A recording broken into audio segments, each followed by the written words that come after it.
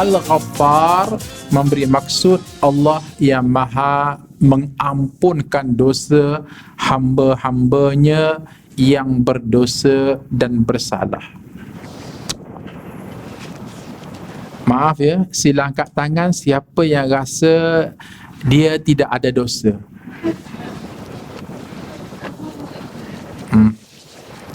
Nak tengok muka sikit. Ataupun sila angkat tangan siapa yang rasa berdosa tapi sikit saja dosa dia. Bismillahirrahmanirrahim. Assalamualaikum warahmatullahi wabarakatuh. Kita mulakan kuliah kita dengan Ummul Quran Al-Fatihah. A'udzu billahi minasyaitonir rajim. Bismillahirrahmanirrahim. Alhamdulillahi rabbil alamin. Arrahmanir rahim. Maliki yaumiddin. Iyyaka na'budu wa iyyaka nasta'in. Ihdinas siratal mustaqim. Siratal ladzina an'amta 'alaihim ghairil maghdubi 'alaihim waladdallin. Amin. Alhamdulillahi rabbil alamin. Wassalatu wassalamu ala rasulillahil amin wa ala alihi wa sahbihi ajma'in. Rabbana iftah bainana wa baina qaumina bil haqq wa anta khairur rahimin. Amin ya rabbal alamin. Para hadirin muslimin dan muslimat yang budiman dan beriman. Amin. Pertama sekali Ustaz, sekali lagi mohon maaf agak kelewatan, pun hampir sama ya, kurang lebih setengah jam. Tapi kali ini ambil side lebih awal datang, tapi biasalah alasan paling standard jam. Jamnya agak sedikit luar biasa hari ini. Jadi sekali-sekala para asatizah harus dibekalkan dengan helikopter. Baik, hadirin sekalian, kita masih lagi dalam kajian Asmaul Husna yang ke-14 hari ini di muka surat 57, iaitulah Al-Ghaffar. Al-Ghaffar, Allah yang maha mengampun. Buku yang ada di hadapan tuan-puan, Ustaz hanya jadikan ia rujukan kepada doa-doa yang disusun. Artinya pada setiap Asmaul Husna dibekalkan kepada kita doa yang berkaitan. Tunggu lagi dari segi huraian, perbincangan, perbahasan, Ustaz sebenarnya merujuk kepada beberapa buah buku yang besar, berakhir dengan Ustaz sendiri yang membuat notanya. Pun begitu, marilah sama-sama kita membaca akan doa tersebut di muka surat 57. Bismillahirrahmanirrahim. Allahumma anta rabbi la ilaha illa anta khalaqtani wa ana abduka wa ana ala ahdika wa wa'dika mastata'tu a'udzu bika min syarri ma sana'tu abu'u laka bi ni'matika alayya wa abu'u bi dhanbi faghfir li fa innahu la yaghfiru dhunuba illa anta. Allahumma ya Ghaffar inni as'aluka an taghsil qalbi minal awzari wa as'aluka an tamla'ahu wa an tukhalliqana bi akhlaqi hadzal ismi hatta nastura auratal ikhwani wa nuqabila sayyiati bil ihsani linanala al wajahata fid dunya wal akhirah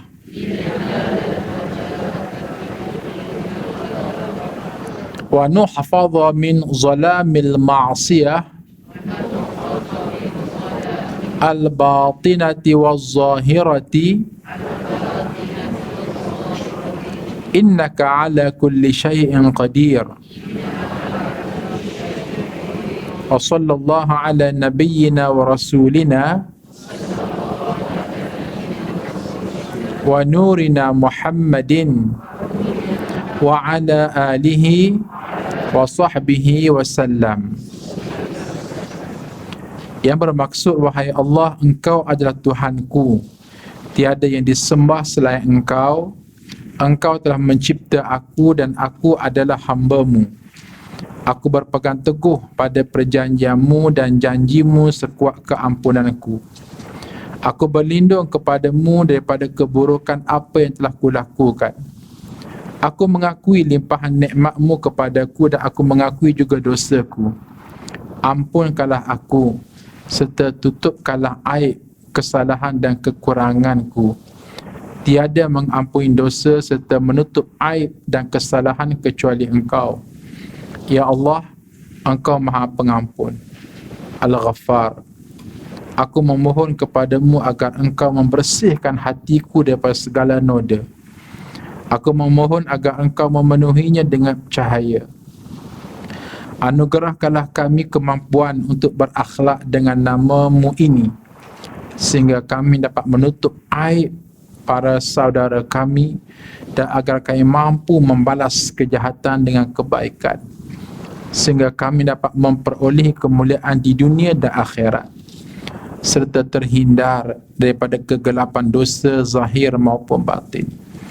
Sesungguhnya Engkau, wahai Allah, Maha berkuasa atas segala sesuatu, dan segala selawat dan salam sentiasa dilimpahkan kepada Nabi, Rasul dan cahaya kita, Nabi Muhammad sallallahu alaihi wasallam, beserta keluarga dan sahabat baginda Rasulullah sallallahu alaihi wasallam. Para hadirin muslimin dan muslimat sekalian, doa yang ada di hadapan kita ini adalah dikenali sebagai Ummul Istighfar, induk ataupun ibu kepada istighfar, yang dibaca oleh Rasulullah sallallahu alaihi wasallam, dan sekaligus ia merupakan doa yang ma'thur. Induk ataupun ibu istighfar ini memberi maksud, kalau ditanya kepada kita, Ustaz, saya nak beristighfar ni, nak bertaubat, ada tak zikir-zikir yang boleh saya baca?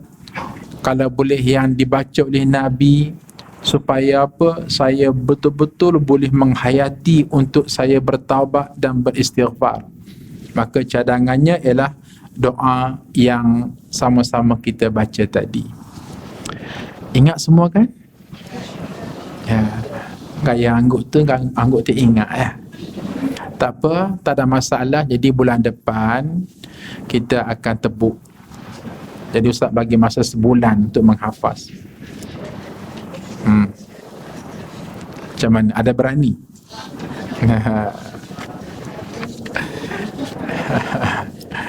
Kat rumah pun bukan ada kerja kan? Tidur bangun main cucu. Ya Allah. Oh, banyak kerja. Kalau banyak kerja, menghafaz ini sambil bekerja lagi mudah sebenarnya. Jadi jangan bagi alasan ya. Okey, baik. Hadirin sekalian, mari kita bahas. Al-Ghaffar memberi maksud Allah yang Maha mengampunkan dosa hamba-hambanya yang berdosa dan bersalah. Maaf ya, sila angkat tangan siapa yang rasa dia tidak ada dosa.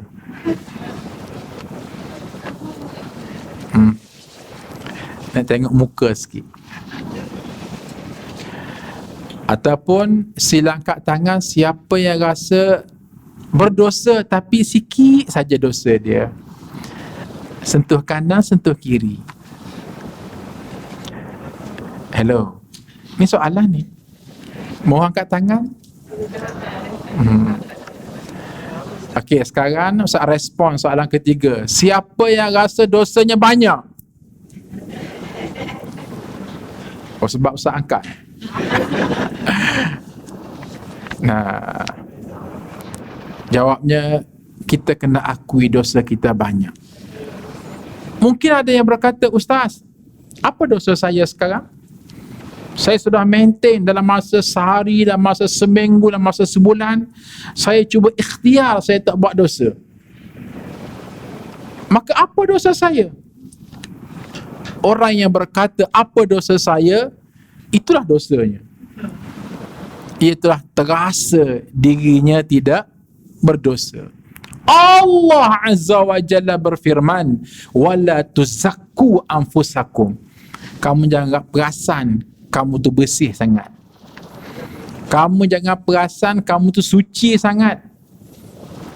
Kita ni bertepek-tepek dengan dosa. Faham bertepek-tepek? Oh, faham ya? Ustaz tak faham. Penuh tepu dengan dosa. Yang jelas, yang tidak ada dosa ialah para nabi dan para rasul yang wajib kita yakini atas nama maksum, terpelihara, al-asamah daripada dosa dan maksiat. Adapun kita yang nabi pun tidak, rasul pun tidak, wali pun tidak, maka kita tenggelam lemas dengan dosa. Maka kita jangan fikir bila sebut dosa, maaf cakap, kena tunggu merompak dulu, mencuri dulu, berzina dulu, minum arak dulu. Tidak. Tak mungkin standard ahli jemaah Masjid Al-Falah yang sifat mereka wara'dun wa barqa'. Amin. Yang sifat mereka baik, pijak semut pun tak mati. Bayangkan semut confused hari tu. Kenapa aku dipijak tak mati? Tengok-tengok, wah, ahli jemaah Masjid Al-Falah. Baik. Hadirin sekalian, dalam soal dosa, ada satu kata kunci yang harus kita pegang. Namanya hasanatul abrar, sayyiatul muqarrabin. Hasanatul abrar, baik dianggap orang biasa, sayyiatul muqarrabin, tapi masih dianggap dosa bagi mereka yang mahu menghampirkan diri kepada Allah Azza wa Jalla. Justru kita posisi dan tanya diri kita, aku dengan Allah ni nak jadi biasa-biasa ke ataupun orang yang muqarrab, orang yang dekat dengan Allah Azza wa Jalla. Orang yang dekat dengan Allah maknanya akhirat kelak, tiba di padang mahsyar, itulah yang Allah pandang kita dulu, Allah raih kita dulu, Allah tatang kita dulu, Allah panggil kita dulu untuk masuk syurga. Nah, nak jadi orang biasa ataupun luar biasa? Soalan, jawab. Biasa atau luar biasa? Luar biasa. Jadi bukannya hasanatul abrar yang biasa-biasa, tak. Tapi orang yang luar biasa. Maka kayu ukurnya macam mana? Baik dianggap orang biasa, sayyiatul muqarrabin, tapi dianggap dosa bagi orang yang mahu menghampirkan diri kepada Allah Azza wa Jalla. Contoh, bagi orang biasa, kalaulah boleh bangun pagi, solat subuh, Masya Allah, hebat lah tu. Hebat, alim bertitik dah tu. Mencurah-curah air alim dia. Kenapa? Boleh bangun pagi, kemudian boleh solat subuh. Masya Allah. Hasanatul abrar untuk orang awam biasa. Tapi nisbah kepada kita yang ingin menjadi al-muqarrab, yang dekat dengan Allah, dengan harapan akhirat kelak, biarlah aku dululah yang dipanggil oleh Allah masuk syurga. Akhirat kelak dosa aku dululah yang ditanggal buang. Akhirat kelak aku dululah yang boleh pakaian. Akhirat dulu aku dulu yang boleh makan, boleh minum, dilayan sebagai warga VIP. So maka pada masa itu, apa yang perlu kita buat? Kalau sekadar bangun pagi boleh solat subuh, itu biasa je. Sayyiatul muqarrabin, biasa saja. Yang hebat apa dia? Yang hebat ialah sebelum solat subuh dia boleh buat qabliyah 2 rakaat. Dia maintain saja. Nah, ini dikatakan muqarrab, orang yang dekat dengan Allah Azza wa Jalla. Bahkan sampai ke satu garis, kalau dah pagi tu dia hanya boleh solat subuh, tapi dia terlepas tak buat solat qabliyah 2 rakaat, dia terasa, ya Allah, berdosanya aku. Apa dosanya? Tak buat qabliyah 2 rakaat. Nah, nisbah orang awam biasa tak boleh buat solat subuh tu pun tergolek-golek syukur. Iya. Tapi nisbah kepada kita yang cuba prepare untuk menjadi iman first class, di saat kita tak boleh qabliyah, kita rasa dosa dengan Allah. Maksud ustaznya, tolong jangan rasa kita tak berdosa tau. Indikator dosa itu dia bukan maupun mencuri, tapi kita bercakap dalam kerangka kita orang agamawan. Dan kita yang berada di masjid ini, insya-Allah semua orang agamawan mereka kan, masya-Allah. Ai muka tahajud mereka ni. Allahu akbar. Okey. Saya pergi lagi. Ni belum bahas inti Al-Ghaffar, ni mukaddimah ya. Nampak dah stres tu. Contoh Zuhur nanti. Okey, sama juga. Boleh solat zuhur 4 rakaat. Maaf ya, nisbah kepada orang awam biasa, seseorang yang jarang hidup dengan suasana beragama, tiba-tiba boleh solat zuhur 4 rakaat, boleh buat di masjid, kemudian boleh muafiq, bukan masbuk, muafiq dengan imam pun. Ya Allah, kenyang tak makan. Seminggu sembang kat mak dia. Ya Allah, atan. Tu dia. Boleh solat berjamaah dengan imam zuhur, muafiq dengan imam. Imam Allahu Akbar, terus Allahu Akbar. Baik. Hasanatul abrar. Baik untuk orang awam biasa. Tapi nisbah kepada kita yang kita cuba nak menjadi orang first class dengan Allah akhirat kelak, nak masuk syurga awal-awal, kalau sekadar solat zuhur berjamaah 4 rakaat dengan imam muafiq, biasa saja. Yang luar biasa apa dia? Buat qabliyah 2 rakaat. Okey, dah biasa buat qabliyah 2 rakaat, datang lagi perasaan, kalau sekadar buat qabliyah 2 rakaat pun masih lagi biasa-biasa. Kenapa? Seafdal salat sunat qabliyah sebelum berapa rakaat? 4 rakaat. Masya Allah. 4 rakaat sebelum zuhur, 4 rakaat selepas zuhur. Masya Allah. 4 rakaat sebelum asar. Jadi nak beritahunya, tingkatan keimanan sentiasa meningkat. Justru bagi kita yang sudah berusaha mujahadah untuk menjadi orang yang dekat dengan Allah Azza wa Jalla, tiba-tiba satu ketika kita miss, kecuali hanya buat 2 rakaat saja salat qabliyah zuhur tadi, harus terasa tu. Bukan terasa kita hebat beribadah, tapi terasa, ya Allah, berdosanya aku. Sebab apa? Hanya buat 2 rakaat je qabliyah zuhur. Nah, tengok, nak beritahu bagaimana nilai hidup tu terasa saja berdosa.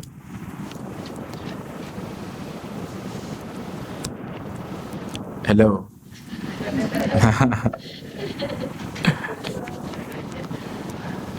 Jadi pokoknya kembali kepada tadi, bahawasanya jangan rasa kita tidak berdosa. Tetapi kena ada satu perasaan kita ni bukan maksum, sebaliknya kita adalah seorang yang berdosa. Baik.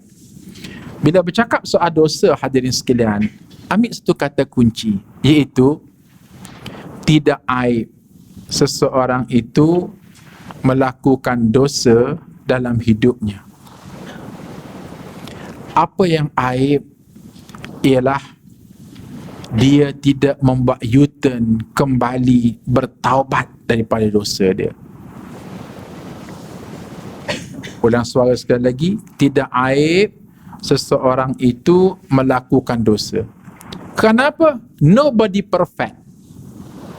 Bukan Mak Saleh kata, tapi Nabi yang sebut kullu banu adamu khatta'un wa khairul khatta'in tawwabun. Tengok, cantik kan hadis Nabi? Kullu banu adamu khatta'un. Nabi kata semua anak cucu tu Adam ni khatta'un. Khatta'un Nabi bawa dengan sirah mubalaghah. Bukan sekadar berdosa, tapi kaki dosa. Tu dia. Sekali-sekala main bola, itu kaki bola ke? Tak.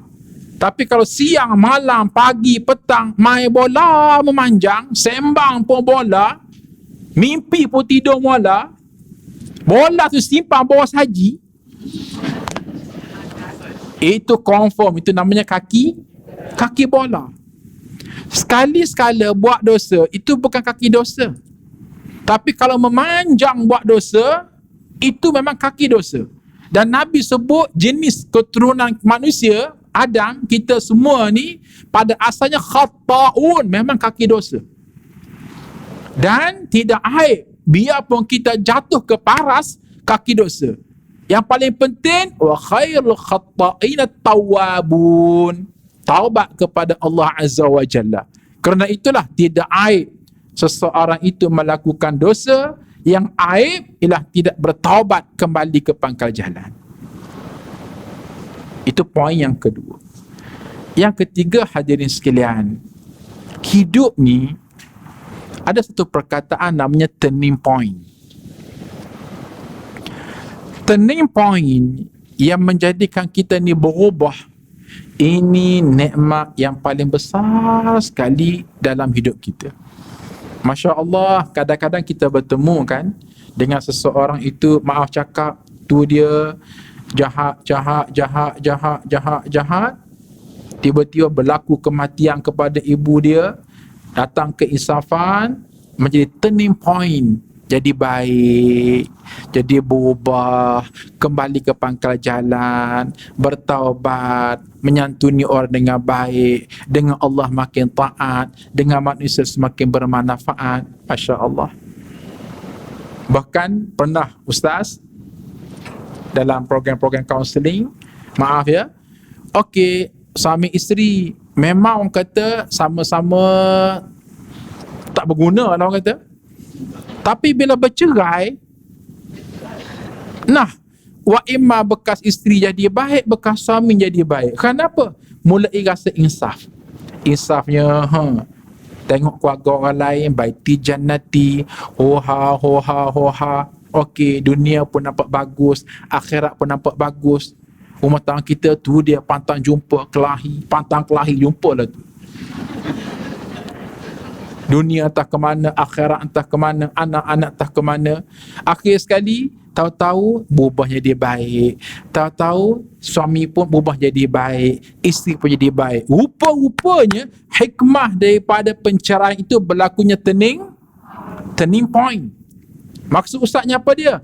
Tolong jangan sia-siakan turning point yang berlaku dalam hidup kita. Ini merupakan suatu titik untuk kita bertolak kembali kepada Allah. Kita membuat reversal, kita buat pull back.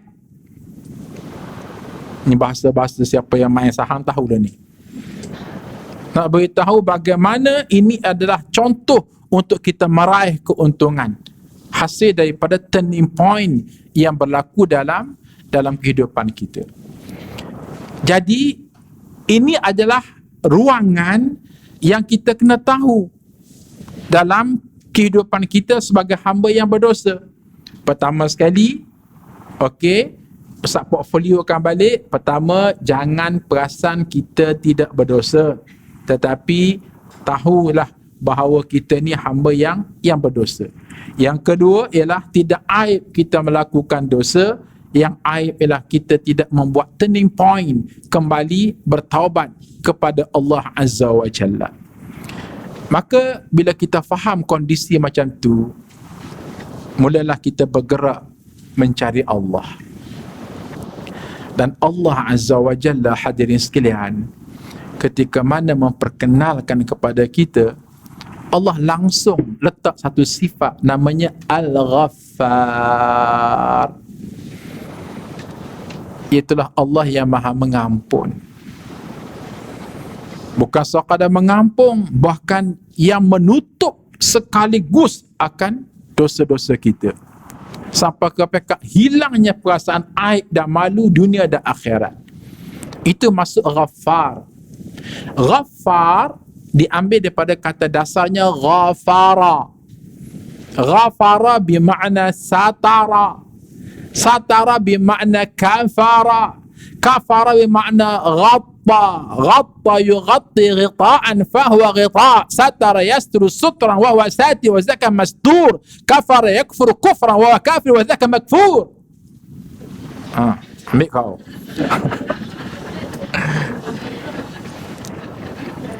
Tak apalah ya, kita guna bahasa mudah, bahasa Subanjaya saja. Iaitu nak beritahunya ialah Allah kata, aku ni baik tak baik, kata Allah, bukan sekadar mengampunkan dosa kamu, bahkan langsung menyembunyikan kamu ini seolah-olah tidak ada cacat celah apa pun, sehingga kan kamu di akhirat kelak dikenali oleh seluruh daripada masyarakat sebagai seorang yang sangat perfect, langsung tidak ada cacat celah. Ya Allah, hilang, tidak ada pasal aib dan malu. Tuan-puan, akhirat kelak, di antara perkara yang sangat mendukacitakan berlaku pada sang hamba ialah apabila dosa yang dibuat oleh kita semasa di dunia ini diselongkar dan dibongkar oleh Allah Azza wa Jalla satu demi satu. Itu yang paling aib tu. Aib tak aib sehingga disebut dalam hadis-hadis Nabi SAW, apabila dosa seseorang hamba itu dibongkar oleh Allah Ta'ala 1, 2, 3, 4, maka makin banyak dibongkar makin malu, makin banyak dibongkar makin malu. Malunya kita habis-habisan menyembunyikan kepada suami kita, isteri kita, anak kita, menantu kita, ipar kita, adik-beradik kita. Tiba-tiba dibongkar, malu tak malu sampai kepada luruh daging muka yang ada. Biasa kita ni kalau malu sekadar kembang pipi kan, malu. Nah, tapi yang ni bukan kembang pipi ni, luruh daging muka. Kenapa? Malu yang teramat sangat. Masya Allah.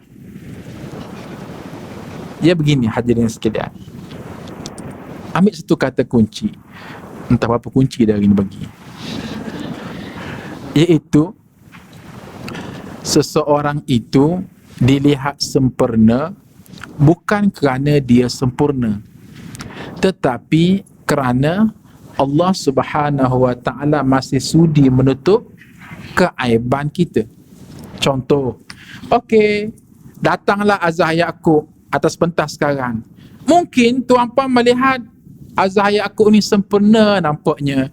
Lahai, dengan baju warna birunya, seluar warna putihnya, dengan kopiah nampak bergelik eloknya, dengan air muka nampak jernihnya. Baik nampak tu. Itu macam suami yang soleh, ayah yang baik, ustaz yang baik. Perfect nampak. Hadirin, anda, tuan-puan, melihat Azah Yaqub sempurna bukan kerana ustaz sempurna, Tetapi kerana Allah Azza wa Jalla yang bersifat Al-Ghaffar, yang sudi menutup keaiban azahir aku. Bayangkan kalau satu demi satu kekurangan, kebodohan, keaiban, keburukan, salah laku yang selama ni Ustaz sembunyi, tiba-tiba diselongkar di hadapan tuan-puan dan diterjemahkan dalam bentuk bau yang paling busuk. Demi Allah, tuan-puan tidak akan sanggup untuk berada dewan ini. Sebab apa? Terlampau busuk dan hanyirnya azahir aku. Andai kata dosa ustaz itu diterjemahkan dalam bentuk rupa yang hodoh, pasti hadirin semua akan lari bertempiaran. Kenapa? Hodoh yang teramat sangat. Tapi kenapa kita boleh bermuamalah satu sama lain elok-elok saja? Kerana Allah Azza wa Jalla sudi menutup keaiban dan keburukan kita. So bayangkan, kalaulah keaiban yang kita tutup sama ini dibongkar akhirat kelak oleh Allah Azza wa Jalla, itu yang jatuh sampai ke pekat isi-isi muka pun jatuh. Jadi Allah Azza wa Jalla beritahu kepada kita, aku sebagai Allah yang bersifat Al-Ghaffar, bermakna satara, tutup. Aku berjanji, mana-mana hamba yang datang bersimpuh kepada aku, minta ampun, minta taubat, minta supaya aku ampuni dosa dia, aku bukan sekadar mengampunkan dosa dia, bahkan aku satar ghafar, aku tutup sembunyi habis-habisan keaiban dia semasa di dunia sampai ke peringkat akhirat kelak semua orang kenal dia. Perfectnya dia. Masya Allah. Baik kan Allah yang kita sembah ni? Bahasa mudahnya, tak akan jumpa Allah lebih baik daripada ni. Memang tak ada pun. Masya Allah.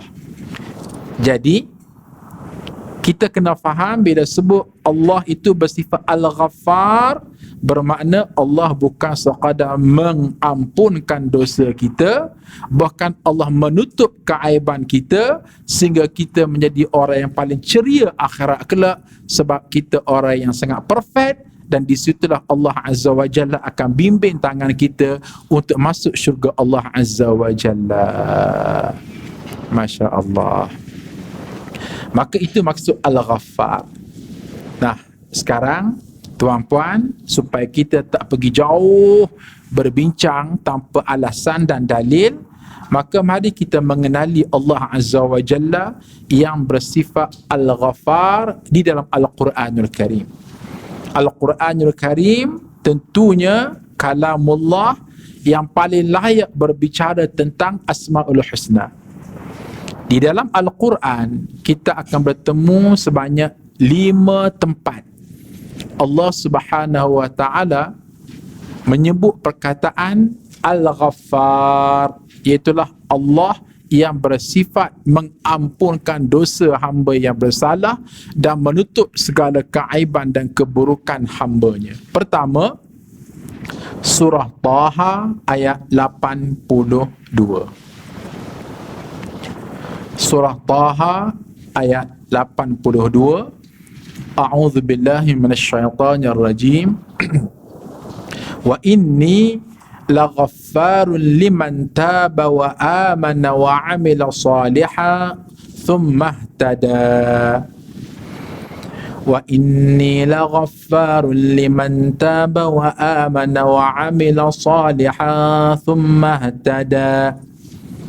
Yang bermaksud, wa inni, sesungguhnya aku, la ghaffarun, adalah Allah yang maha pengampun dan maha menutup segala kesilapan kamu, dengan syarat liman taba, bagi sesiapa yang bertaubat. Bertaubat dalam bahasa mudah tadi Ustaz guna apa perkataan? Hello, Ustaz guna bahasa mudah, faham apa dia? U-turn. Kok 5 minit pun dah lupa. Kelas dewasa. Loteh kuliah macam ni. Taubat dalam bahasa yang Ustaz sembang tadi apa dia? Turning point. Okay, turning point ya. Turning point. Nah, Ustaz diberitahu ni, Ustaz ni kena kuliah di Masjid Sumbajaya. Mereka bahasa Malaysia kurang faham, kena ada banyakkan bahasa Inggeris. Turning point, U-turn. Liman taba, bagi seseorang yang membuat turning point, U-turn, wa amana, dan dia betul-betul beriman kepada Allah, wa amila salihah, dan beramal dengan amalan yang saleh, thumma tada, kemudian dia cuba memperbaiki diri dia untuk terus mendapat hidayah daripada Allah Azza wa Jalla. Maknanya apa dia? Allah semacam nak kata begini kepada kita, wahai manusia, kamu buat kerja kamu, aku buat kerja aku. Apa kerja kamu wahai manusia? Kerja kita ialah taubat. Apa kerja kita? Turning point. Apa kerja kita? U-turn. Apa kerja kita? Tauhid, beriman kepada Allah. Apa kerja kita? Repair amalan-amalan yang selama ini kita kata dosa, kemudian pindah kepada wa amila salihah summa tada, terus hidup dalam seka untuk mencari hidayah memanjang. Itu kerja siapa dia? Kerja kita. Kerja Allah apa dia? Ghafar, dosa kamu aku ampunkan. Ghafar, keaiban kamu aku kunci rapat-rapat dunia akhirat. Kita buat kerja kita, Allah buat kerja Allah. Kan cantik tu. Maka di antara ciri hamba yang betul-betul nak bertaubat, selain daripada kita mesti berusaha membuat turning point dan U-turn, maka environment sangat penting yang menjadi circulation kepada hidup kita. Seka sangat penting, environment sangat penting, iaitu contoh ya, kalau kita kena pasti bahawa selama ni kita ni banyak lalai, banyak lara. Kenapa? Kerana event yang kita hadiri adalah event-event yang sememangnya menjarakkan kita dengan Allah, menjarakkan kita dengan zikrullah. Ustaz pernah sebutlah apa dia event, tapi boleh faham sendiri. Ya, event entertainment yang melampaui batas, event hiburan yang melampaui batas. Maka kita kena ingat, kalau kita betul-betul nak buat U-turn, kita kena berubah. Cari event-event yang boleh mendekatkan kita dengan iman dan amal soleh. Contoh yang ada pada hari ini, Masya Allah. Bayangkan kita datang ke Masjid Al-Falah, masjid dia satu aura yang sangat positif, sebab itu rumah Allah. Duduk pula bersama dengan rangkaian mereka yang mendengar kuliah, yang dikelilingi dengan para malaikat, yang disebut sebagai Raudatul Jannah. Kuliah agama ni adalah taman-taman syurga. Jadi environment itu sedikit sebanyak menjadikan hati kita yang keras jadi lembut. Hati kita yang bejat membatu akan jadi cair. Maka nak tak nak, environment sangat penting. Ini juga menjawab kepada persoalan, Ustaz, kenapa ya hati anak saya ni keras, hati saya ni keras. Maka Ustaz kena pasti di antara environment yang menjadikan kita jadi macam tu mutaakhir ni ialah ini dia puncanya. Maaf, ini dia. Engagement kita, environment, keterlibatan kita dengan handphone melampaui batas. Setuju atau tidak? Nah, melampaui batas. Melampaui batas macam mana?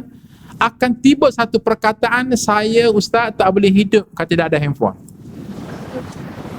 Buktinya apa dia? Keluar daripada rumah, bawa kereta, okey, ya, buka dalam beg, ya Allah tertinggal handphone, rela patah balik, rela. Lewat ni setengah jam, rela. Nanti paskat warna merah buat kerja, rela. Merangkak balik. Kenapa? Saya tak boleh hidup tanpa handphone. Tu dia, bawa kereta. Cuba perhati tengok, bawa kereta sampai traffic light warna merah. Warna merah je, apa buat? Iya, tengok handphone. Tu dia. Terlampau teruknya handphone sampai ke backup. Betul, satu sudut positif. Handphone menjadikan yang jauh jadi dekat. Sebab apa? Ada grup WhatsApp, boleh komunikasi. Tapi ingat, handphone juga yang dekat jadi jauh. Hilangnya hubungan interpersonal suami isteri. Sebab apa? Sebab kemaruk dengan handphone. Ustaz tak nak bincang konten apa dia isi tu, biar dulu kita bahasin dulu. Okey. Nah, suami isteri sepatut hubungannya hangat sekali, tapi boleh senyap je. Kenapa? Kerana masing-masing sibuk dengan handphone, dengan dunia tersendiri, dengan citra hidup tersendiri. Betul, makan semeja suami isteri, tapi senyap, wala kalam wala salam.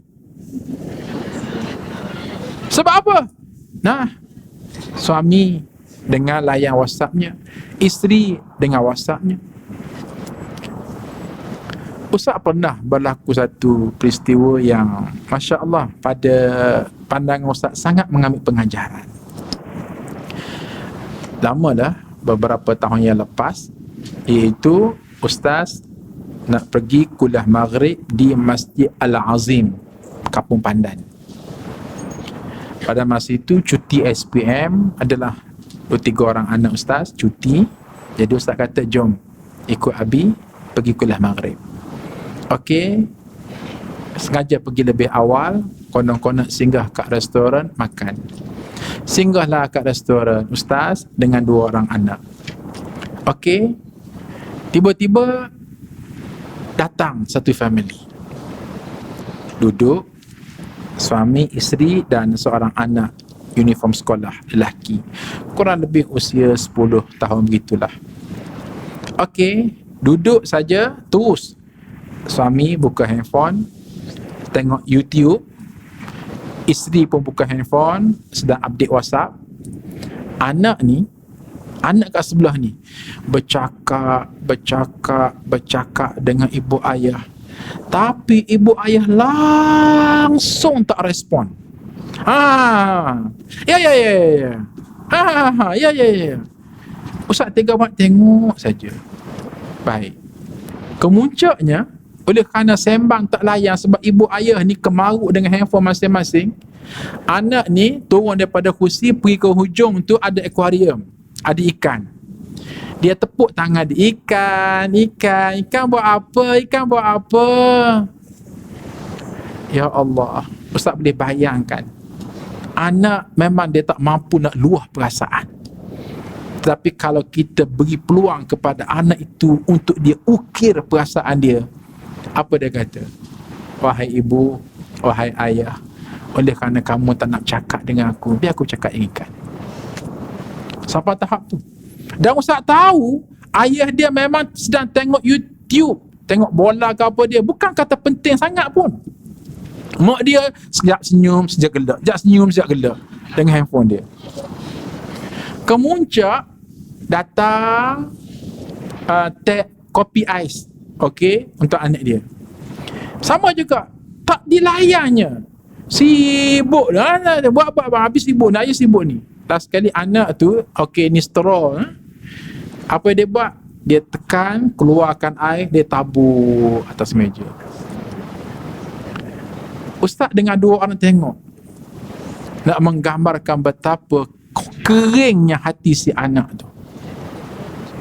Sehingga kan anak Ustaz kata, nasib baik ya, ayah kita Abi tak buat macam tu kat kita kan. Nah,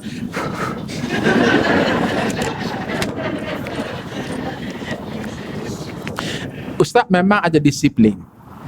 Ini Ustaz perasan. Ustaz perasan, okey, balik ke rumah selepas pukul 10 malam, sila simpan handphone dalam almari. No handphone. Sibuk macam mana sekalipun, insya-Allah esok dunia tak akan kiamat. Kok kata nak tahu maklumat tak akan habis. Tapi kita yang kena posisikan diri kita.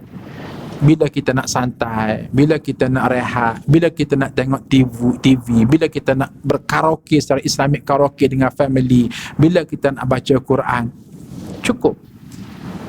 Tapi kalaulah setiap masa dengan handphone memanjang, ini bahaya. Apabila kita kena pasti, bukan kata ada signifikasi yang besar sangat pun. Alahai, pergi makanlah semeja 4 orang, order teh ais, teh ais pun datang, kita pun hirup, ambil capture gambar, send kepada grup WhatsApp Masjid Al-Falah. Contoh, adalah 20 orang, tulis, sedap sungguh teh ais ini. Datang kawan dia kuda respon, wow. Datang kawan ketiga, respon, manis tu, manis tu. Datang kawan yang keempat, ini air potong kaki, air potong kaki. Datang kawan yang kelima, amboi makan sorang-sorang. Datang kawan yang keenam, tak yang jemput kita ke. Datang kawan yang ketujuh, share location, nak join sekali. Datang ke 8, good. Sampai bila nak habis? Dik teh ais segelas, ke laut kita pergi, melampau-lampau. Sedangkan orang Islam yang smart, apa dia? Orang yang jaga waktu. Nah, orang yang jaga tau, jaga disiplin. Masa mana nak tengok handphone, masa mana tak nak tengok handphone, masa mana nak sisihkan handphone. Ustaz telah melihat satu testimoni bagaimana kami sekeluarga sibuk dengan handphone sampai mereka terasa tu dingin hubungan interpersonal komunikasi. Balik rumah, hempas badan, suami, isteri, anak-anak, sehingga Ustaz kata no handphone, minimizekan penggunaan handphone. Mari kita menjadi manusia manual di atas rumah. Masa tertentu tidak ada handphone langsung, kita menjadi orang biasa. Alhamdulillah, boleh hidup, boleh ada. Iya, hari Jumaat Ustaz cuba disiplin. Hari Jumaat Sayyidul Ayyam, aku daripada pagi sampai Jumaat aku freekan handphone. Awal-awal memang terfikir boleh ke tidak ni, kita kan seorang yang sibuk. Tapi Masya Allah, elok saja. Okey, pergi masjid, solat subuh, sujud sejadah, balik, sambung kuliah dengan pelajar tahfiz, kajian Al-Quran, kemudian pergi ke universiti ataupun ada mesyuarat. Okey, kalau siap awal pergi ke masjid, kalau ada khutbah ada tazkirah, tak ada khutbah tazkirah, Ustaz akan pergi awal ke masjid wilayah, iktikaf kat sana. Kemudian tamat daripada solat Jumaat, barulah Bismillahirrahmanirrahim. Pada masa itu terasa tenang sebenarnya, tenang, relax, menghargai masa yang sebenar.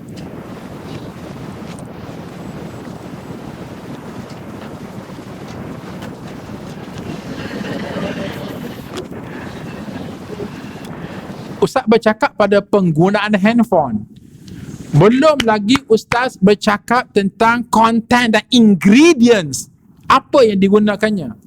Qad aflahal mu'minun alladhina hum 'anil lagwi.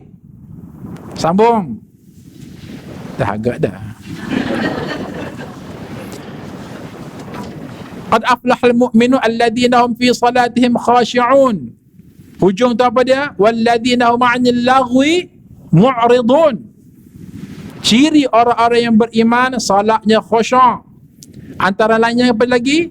Ialah dalam perkara yang melalaikan, dia avoid, singkirkan, sisihkan.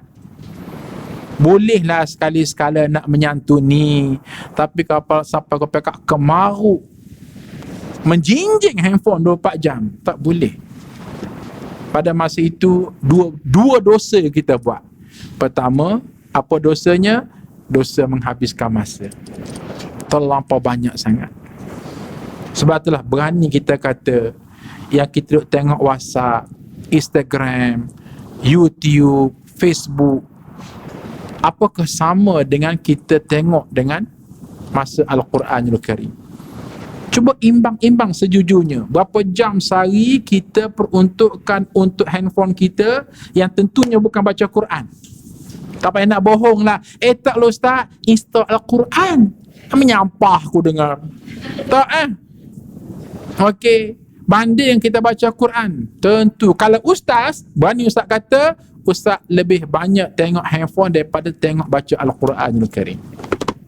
Dan ini dosa yang sangat besar ni. Nisbah kepada hasanatul abrar, sayyiatul muqarrabin.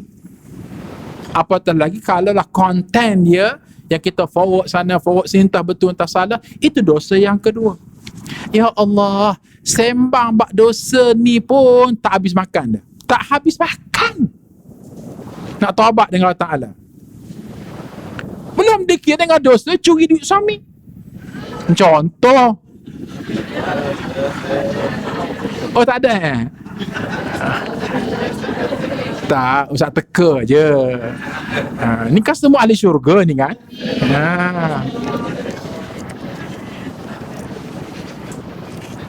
Baik. Jadi apa yang berlaku hadirin sekalian, Allah beritahu aku ni Ghaffar, yang maha mengampunkan dosa kamu, yang menutup akan segala keaiban dan keburukan kamu. Itu yang pertama.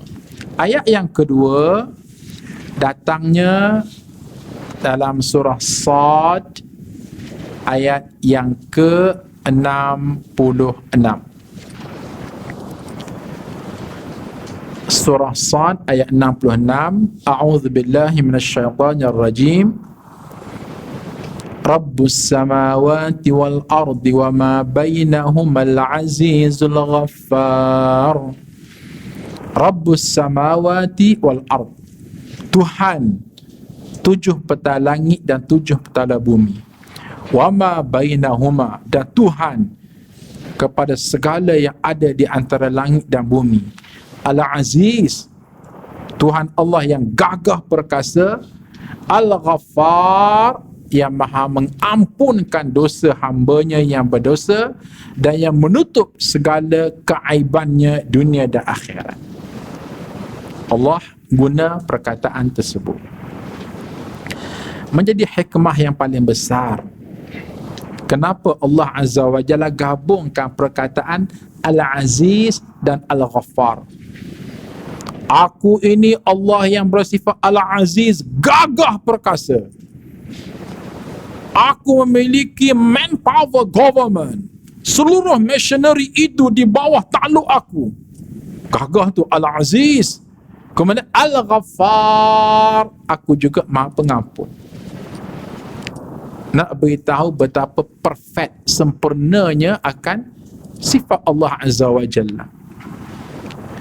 Kalaulah seseorang itu dia seorang yang baik sampai ke peringkat mengampunkan kesalahan yang dibuat oleh seseorang yang bersalah padanya, ya, dia boleh ampun. Tetapi kalaulah orang itu ada kuasa, setakat yang aku boleh bertindak kepada dia, aku akan bertindak. Kenapa? Dengan kuasa yang ada. Maka setengah orang akan kata, tak apalah, dia datang kepada aku dia minta maaf, aku beri kemaafan dia. Lagipun aku nak balas atas kejahatan yang dia buat, aku ni timun, dia tu ya durian pula, bukan sebarang durian musang king. Aku ni durian tidak, musang tak ada, king tak ada, kong tak ada, jadi timun. Jadi senang cerita, tak apalah, aku pasrah, aku menggunakan the power of submission, pasrah sajalah, biarlah dia buat kepada aku. Dia kan raja, aku bukan ada kuasa pun. Dia kan yang berhormat, aku bukan ada kuasa pun. Dia kan datuk, dia kan Tan Sri, Tiang Sri, semua ada. Maka kok dia buat salah pada aku, dia fitnah aku, tak apalah, aku maafkan dia. Kita berkata Al-Ghaffar, memaafkan, sebab kita tidak ada Al-Aziz kan, sebab kita tidak ada kuasa. Cuba kita juga ada kuasa. Dia kaya, aku kaya. Dia hebat, aku hebat. Dia pengaruh, aku pengaruh. Dia PM, aku PM.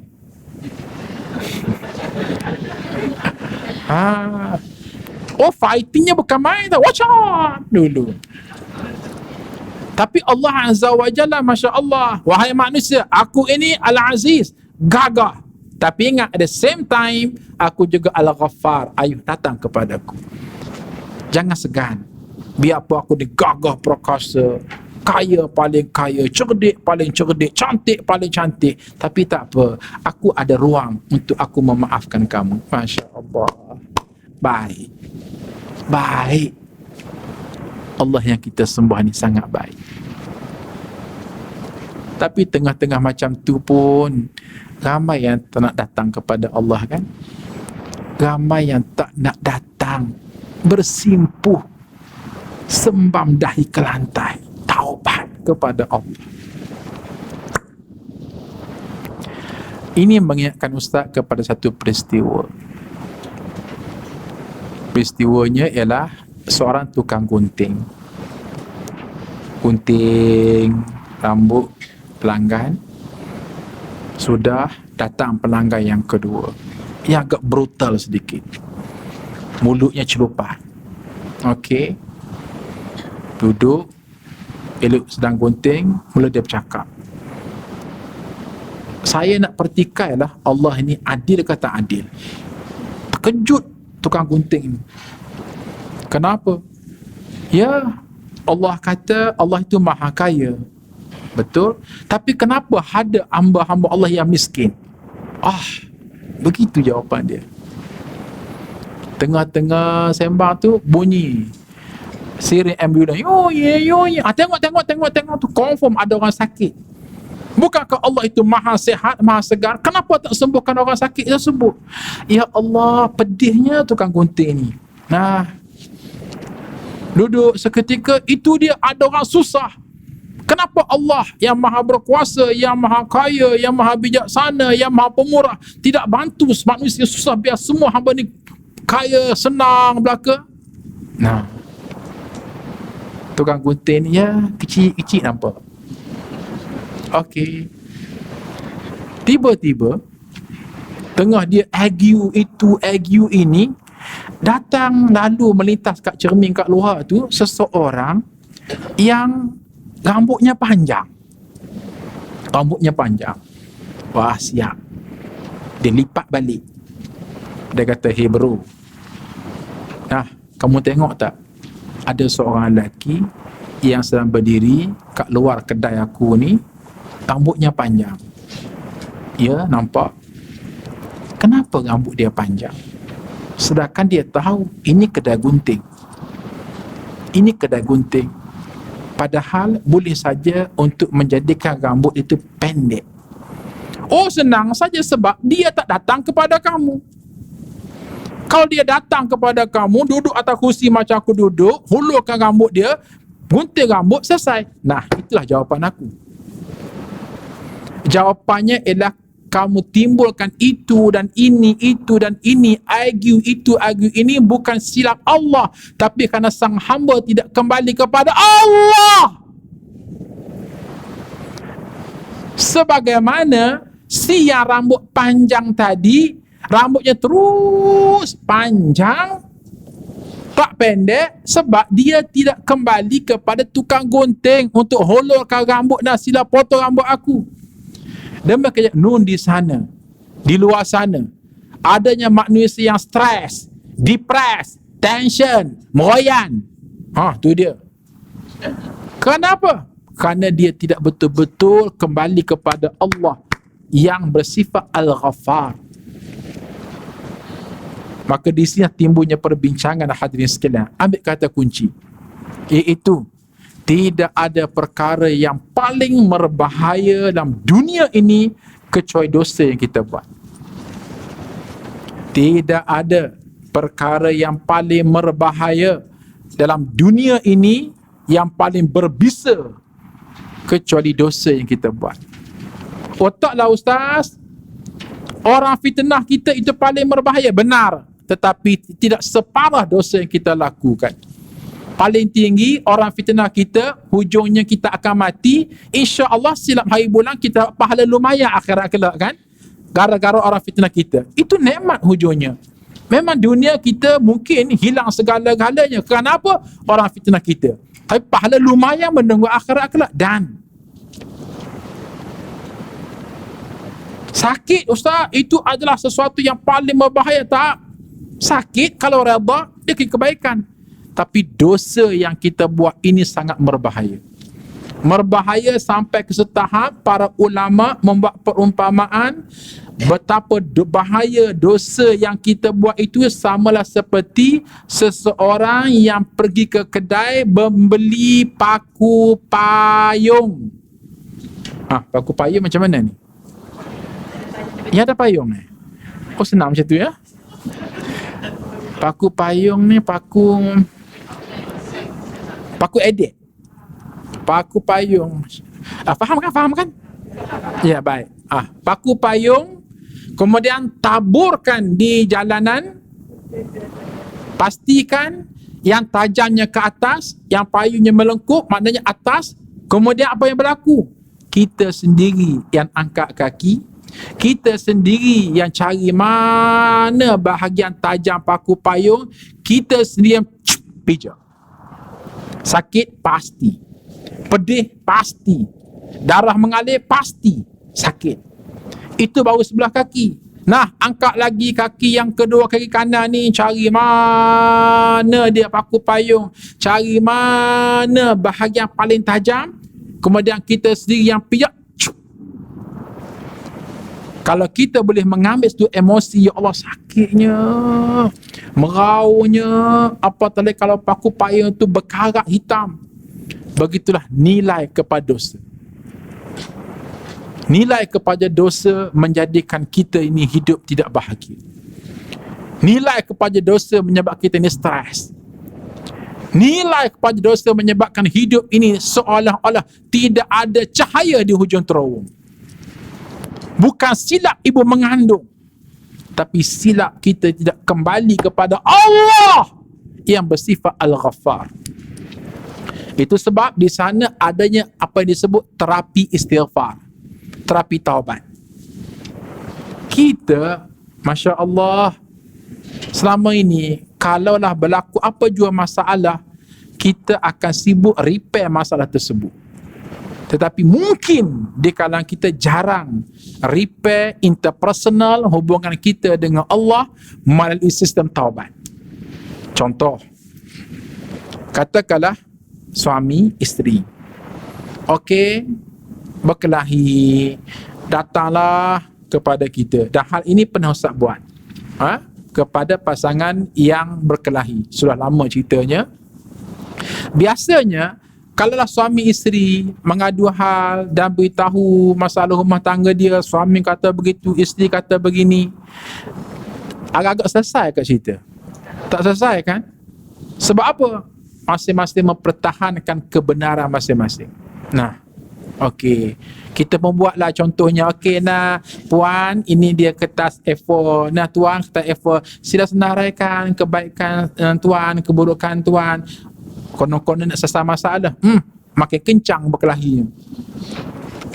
Akhir sekali apa yang Ustaz buat ialah terapi taubat. Ustaz kata begini sajalah, sila ambil tempoh bertenang selama 3 hari. Jangan tinggal sekali. Kalau boleh keluar daripada rumah salah seorang ataupun kedua-duanya sekali, pergilah satu environment yang baru, pergi hotel tempat yang selesa ke, pergi i'tikaf kat masjid ke, apa dibuat? Taubat atas dosa kita sendiri. Boleh jadi dosa aku ni lah menyebabkan rumah tangga aku tak bahagia.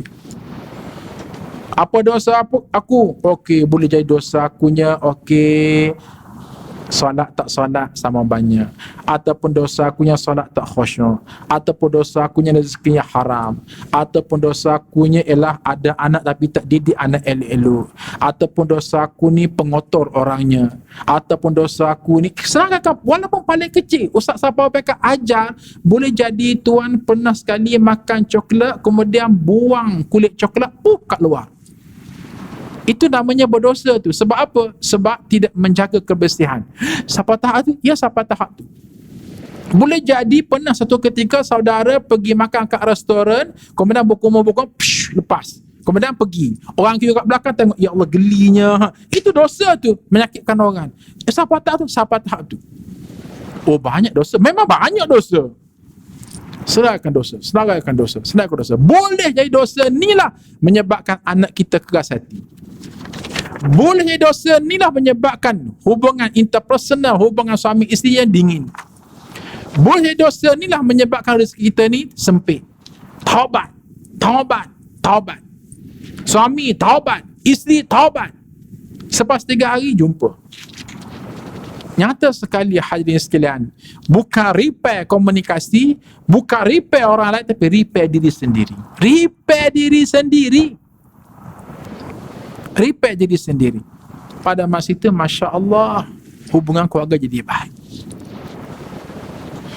Ustaz masih ingat, sentiasa ingat, kalau anak-anak nak menghadapi peperiksaan exam, Ustaz mengaku, okey, panggil Kak Long, Abang Ngah, Kak Lang, Pak Teh, Mak Uda, Mak Su. Nah, nama anak ramai tak ingat. Jadi, letak gelaran saja senang. Okey, nah, kamu akan menghadapi peperiksaan SPM tahun ni ya. Baik. Mari sama-sama kita taubat. Bante akan SPM tahun ni. Mari sama-sama kita taubat. Abi tidak mahu kerana dosa yang Abi lakukan ini menyebabkan Allah hukumkan kamu tak lulus SPM kamu. Abi banyak dosa. Dosa Abi dengan Allah, dosa Abi dengan ibu kamu mungkin, dosa Abi dengan kamu mungkin, dosa Abi dengan masyarakat. Mungkin rezeki Abi tak bersih, mungkin Abi tak jaga masa, mungkin Abi qiyamul lail tak banyak, mungkin Abi, maka marilah kita buat terapi taubat. Nak bertaubat banyak-banyak. Abi bertaubat banyak-banyak. Abi tak nak kerana dosa yang Abi lakukan ini menyebabkan kamu payah nak belajar. Abi tak nak kerana dosa yang Abi buat ini menyebabkan tersekat rezeki kamu. Abi tak nak di dosa yang Abi buat ini menyebabkan kamu hidup stres. Maka Abi kena taubat.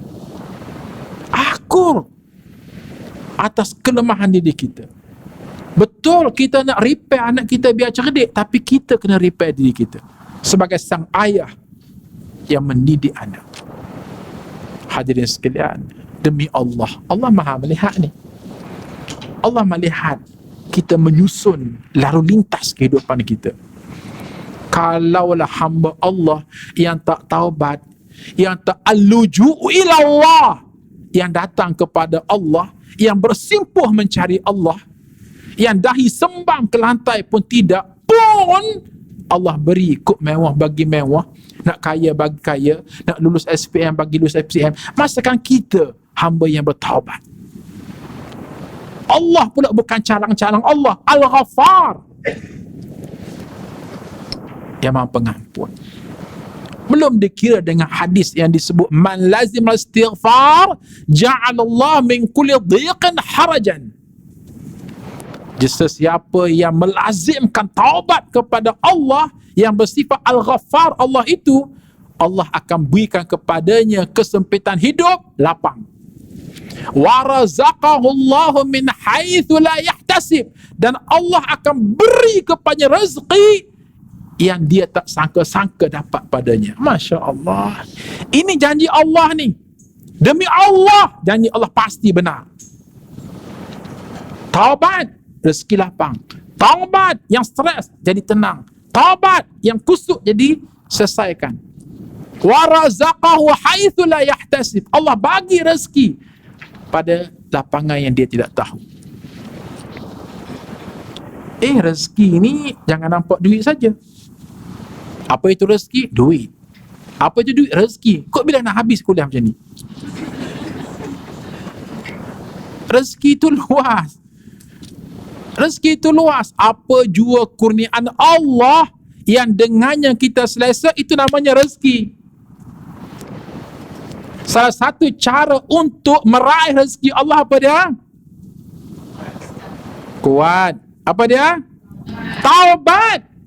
Di saat kita bertaubat, kita pergi kepada Allah yang bersifat Al-Ghaffar. Nah, faham tu.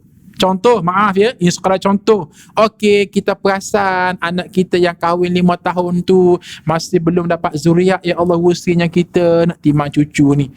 Bimbang kok kita pula yang beranak.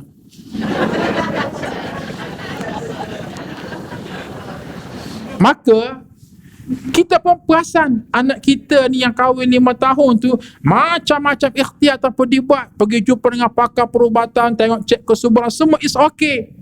Maka pada masa itu beranikan diri. Nah, wahai anak ibu, wahai menantu ibu, marilah kita kembali kepada spiritual solution, penyelesaian secara spiritual. Taubat. Kena pasti apa sesuatu yang tak lapang dalam hidup kita. Taubat. Mungkin ada dosa dengan ibu ayah, mungkin ada dosa dengan teman, mungkin ada dosa dengan kucing yang duduk atas dashboard kereta kita yang kita hempas. Tahu kan cerita tu? Nah, kan viral tu. Kucing nak berehat penat. Oh, geram dia kat kucing, ambil tu dia sembam tenyih, pening kawan ni. Dosa ke tidak? Pasti dosa tu. Taubat kepada Allah. Boleh jadi dosa itu menyebabkan rezeki tak sampai. Apa rezekinya? Anak tadi tu yang ada 5 tahun kahwin tu belum dapat rezeki tu. Maknanya itu putaran hidup.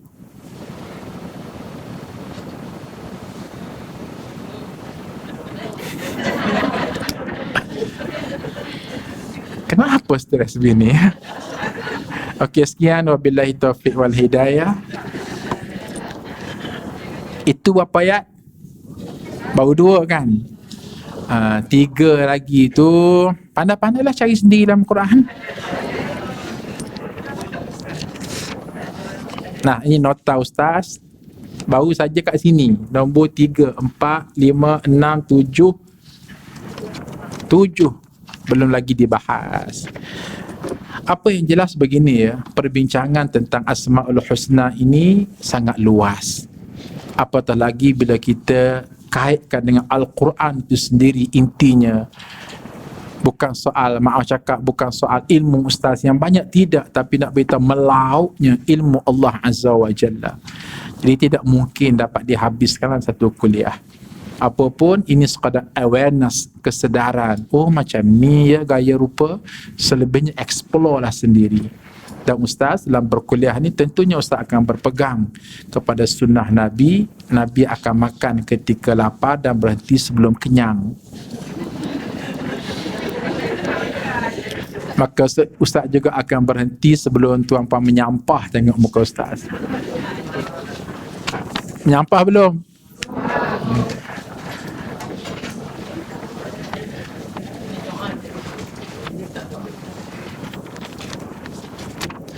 Assalamualaikum Ustaz, dan kita doakan bersama untuk saudara Nurizan bin Abdul Ghani kerana kritikal jantung di Hospital Sungai Buloh. 2, Ahmad Rayyan bin Ahmad Mukhtar, masalah dalam perut. Mohon Ustaz bacakan doa untuk Hajah Salwa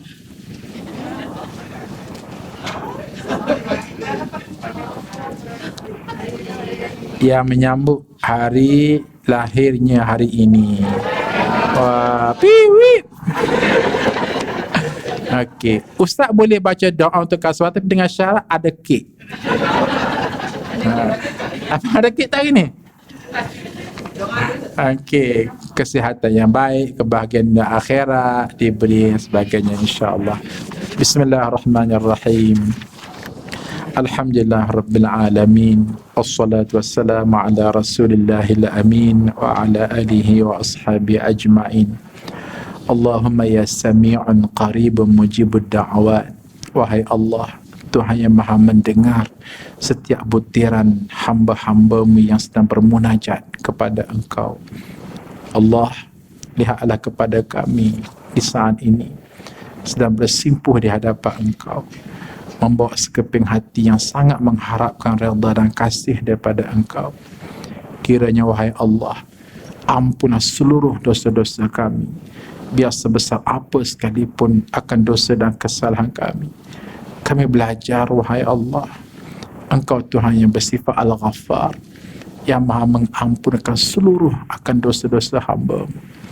Engkau wahai Allah yang bersifat Al-Sattar, yang menutup segala keaiban dan keburukan yang telah dilakukan oleh kami sebagai hamba-hamba. Justru wahai Allah, ampun dosa kami, tutup segala keaiban dan kekurangan yang ada pada kami. Tidak mungkin kami datang kepada Engkau akhirat kelak dalam membawa dosa-dosa yang penuh, yang pasti kami akan dihumbangkan ke Engkau. Justru wahai Allah, biarpun kami ini hamba-hamba-Mu yang berdosa, kami tetap menagih keampunan daripada Engkau, Tuhan yang bersifat Al-Ghaffar. Wahai Allah, di saat ini hamba-hamba-Mu yang sakit, sembuhkanlah sakit-sakit mereka. Di kalangan kami ada yang berhajat, Engkau sempurnakanlah hajat-hajat kami. Di kalangan kami ada yang bermasalah, Engkau Tuhan yang mencipta masalah kepada kami untuk menguji kami sama ada bersyukur atau bersabar.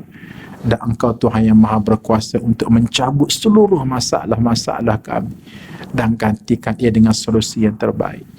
Rabb, jadikanlah sisa-sisa usia yang ada pada kami jalan taubat untuk kembali ke pangkal jalan, memperbaiki hati paling ikhlas kepada Engkau, memperbaiki amalan paling istiqamah kepada Engkau. Wahai Allah, bersihkanlah hati ini daripada segala bentuk mazmumah, ujub, riya, takabur, sombong, bakhil, kedekut, buruk sangka, kecewa, lalai daripada mengerti Engkau. Wahai Allah, gantikanlah hati dengan hati-hati yang baik, hati yang mahmudah, hati yang penuh dengan redha, syukur, kasih, sayang, pasrah kepada Engkau. Wahai Allah, Engkau lebih mengetahui tentang hati kami. Andai hati ini terlampau keras, membatu, jauh daripada mengerti Engkau, lalai memanjang, maka kami bersedia, wahai Allah, gantilah hati dengan hati yang baru, hati yang hujungnya radhiyallahu anhum wa radu'an. Engkau redha kepada kami dan kami pasti akan berpuas hati dengan Engkau. Ya Allah, ya Tuhan kami, mustajabkanlah doa kami dan sempurnakanlah hajat-hajat kami. Rabbana atina fid dunya hasanah wa fil akhirati hasanah wa qina adzabannar. Wa sallallahu ala Muhammad wa ala alihi wa sahbihi wa barik wasallam. Walhamdulillahi rabbil alamin. Hadirin sekalian, Ustaz nak update sikit. Pertama sekali, Ustaz nak ambil kesempatan merakamkan jutaan terima kasih ya kepada tuan-puan yang sentiasa memberikan infak kepada pembangunan Mahat Tahfiz Integrasi Madinatul Huffaz pada fasa yang kedua. Keduanya ialah dalam perancangan kami, memang kami target sepanjang tahun ini campur dengan sepanjang tahun depan adalah proses membinanya sehingga siap. Bangunan tu agak besar, boleh memuatkan insya-Allah 420 orang pelajar lengkap dengan asramanya. Dan pengajian di Madinatul Huffaz ini ialah 6 dalam 1, 1 dalam 6. Apa dia? Hafazan Al-Quran, Akademi Diniyah, Kitab Turas, Kepimpinan dan Kurikulum. Sehingga sekarang ini ratusan pelajar telah pun berjaya menghafaz Al-Quran dan cemerlang dalam SPM, dan kita juga pastikan mereka insya-Allah memiliki akhlak yang mulia. Demandnya sangat tinggi dan ke tempatnya terbatas, itu yang menjadikan fasa 1 terpaksa dibuat fasa kedua. Jadi apa yang dibuat oleh Ustaz Sunafizah Musa, kami lancarkan, namanya ialah infak Jumaat. Infak Jumaat artinya kod siapa yang nak infak sempena hari Jumaat, bismillah, bank in kepada Tahfiz Madinatul Huffaz. Jadi sebagai satu signal, insya-Allah pada setiap hari Khamis kami mulai sebarkan klip video menceritakan tentang infak hari Jumaat di Tahfiz Madinatul Huffaz. Jadi sesiapa yang menerima link WhatsApp, email ataupun YouTube, kepada apa yang diwar-warkan tahfiz bil hufaz, silalah panjang-panjangkan kepada teman-teman yang lain. Mudah-mudahan batu, besi, keruli yang ada di tahfiz bil hufaz itulah sebahagiannya datang daripada infak tuan-tuan dan puan-puan. Beri sikit tanda ingat, beri banyak tanda ada, tak beri langsung tanda kedekut.